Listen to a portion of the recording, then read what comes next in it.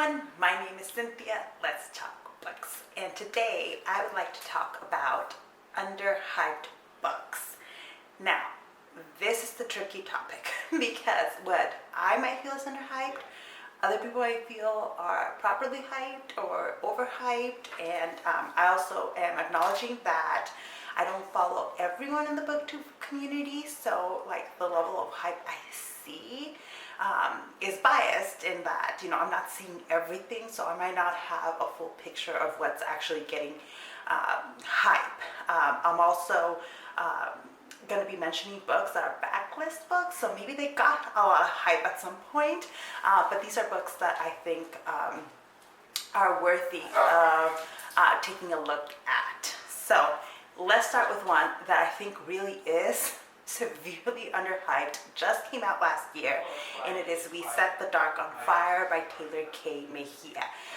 This is a Latinx dystopian YA novel that is fantastic. It's just so fantastic. So the premise is that you live in like an island type world where there's severe income inequality, and in this society men get two wives. They get a wife that is supposed to be their intellectual partner, and then a second wife who is the mother, nurturing, and the women get trained at elite academies to be one of these wives for elite men. And so we're following Danny, who is one of the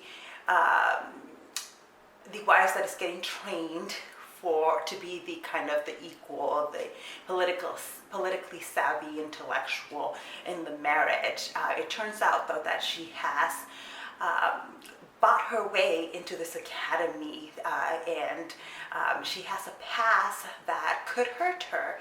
And there's a lot of themes about immigration and the life of the fear of being undocumented and found out are really prevalent here. And the politics, there's a rebellion in this world, and this is also a queer relationship in this story, and it's just freaking fantastic.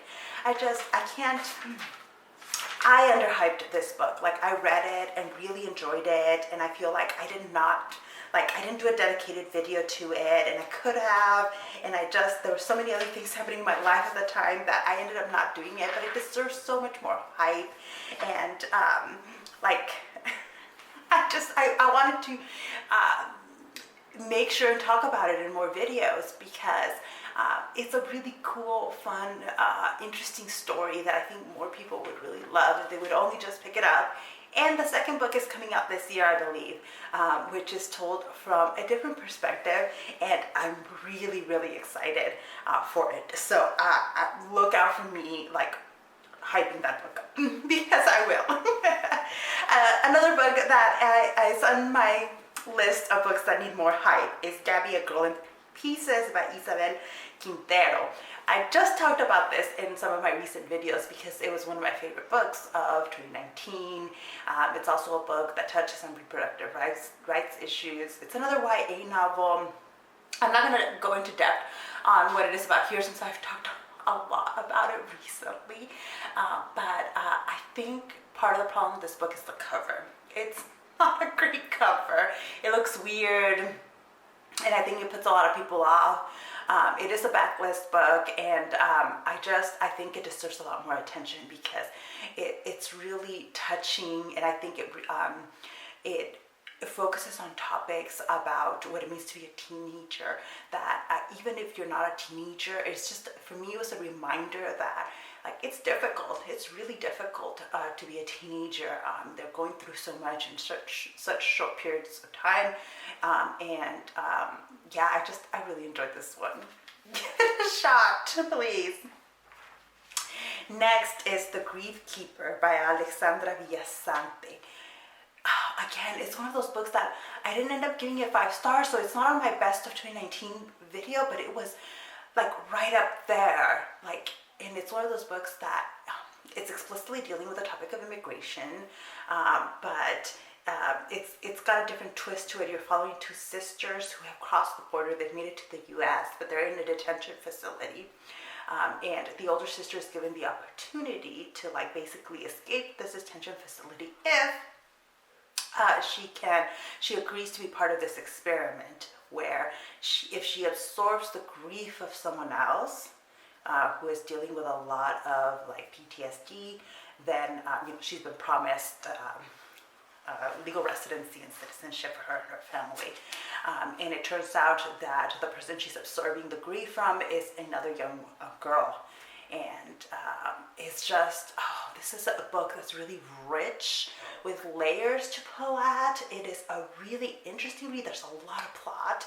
And I could have read it in one sitting if I hadn't had to go to sleep because it was just so interesting. There's a lot of plot, a lot of fun. Okay, not fun things, but just a lot going on because it's actually a really heavy book because it deals with, grief, loss, PTSD, suicidal thoughts, these kind of suicidal attempts. So there's a lot of trigger warnings in this book, but I really wish that a lot more people, especially outside the Latinx community on BookTube, were paying attention to this book because it was, I think it should be read a lot more. And the next book on my list was also in a recent video, so I'll refrain from talking about it too much. But it is Ayesha at Last by Uzma Jalaluddin. This is a Pride and Prejudice retelling in which the characters are Muslim Canadian. And I really liked reading this book. It does, it takes the best of Pride and Prejudice and does really good things with it, while also shining a light on a community of Muslim Canadians that, and might not always get a lot of attention. And I think it was really well done. So yeah, really enjoyed it. And I think a lot more people would also enjoy that one. Next up is Dactlyl Hill Squad by Daniel Jose Older.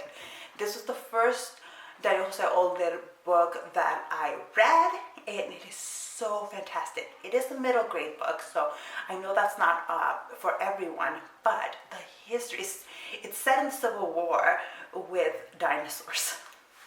But I could just he uses history so masterfully in this book to make commentary, to say something. It's a diverse book and it's just really great. It's short, so you don't have to invest that much time in it. So that's also trying to find different selling points in it here because to me it also represents some of the best of what middle grade books have to offer, and I'm so glad that I'm finding all these really fantastic middle grade books. Now, then the YA category. The next book is Rebel Soul by Axie. This book is set in Seoul, South Korea, and a sci-fi world in which humans kind of control these robot figures and they use them to fight. What's the name of the movie again? I forgot it. I'll put the name down here. So it's kind of that with the soap opera element. Actually, if you're looking for a lot of the robot scenes, they're a little bit more limited because there's a lot of drama and personal relationship stuff going on in this book. It was a joy to read. It was fun. It was a fun book with interesting themes that are made to make you think, and I had a lot of fun reading it. It's not a perfect book. I think there could have been a little bit more of the robot scientific element in there, but I think it's really great and that more people should be paying attention to it. Next book is An Unconditional Freedom by Alyssa Cole. This is book number 3 in the Loyal League series, and I think that Alyssa Cole is a well-known author in the romance world. Now I think her royal books, what are these called? Her Reluctant Royal series have become very, very popular, and I'm so glad for that. I also think that her historicals need a lot more hype because I actually enjoy her historicals more than her contemporary romances. I think, especially in an Unconditional Freedom, there's just a lot of commentary going on. She's saying a lot, not just about the Civil War, which is where which is the setting of the book, but also you can tell that this was written not long after the 2016 elections, because she's making a lot of contemporary commentary about racial politics and the state of the United States right now. And I really, really enjoyed that. And special thanks to Kasen over at Always Doing, because it was I read this as a buddy read with her, and having someone to read it with, I think really enhanced the experience of it. I also had a student in one of my courses read this book, and she loved it, loved it. It's an emotional book, but my student confessed to me that she cried while reading it, and I can definitely see that because so much of what's in the book connects to today, and the injustices and the unfairness of a lot of our politics. And I think it is so worth picking up, really pick this book up.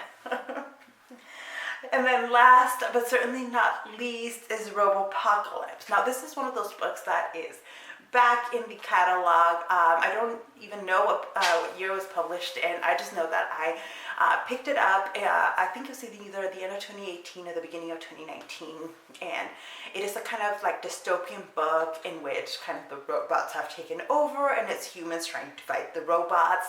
And I don't think people realize that this is written by a native author, and it's got it can be really dark. It's one of those mood, dark, post-apocalyptic books that can really get in your brain. As I was reading it, I kept dreaming about this world. That's how powerful the imagery and the storytelling was, that it seeped into my dreams. And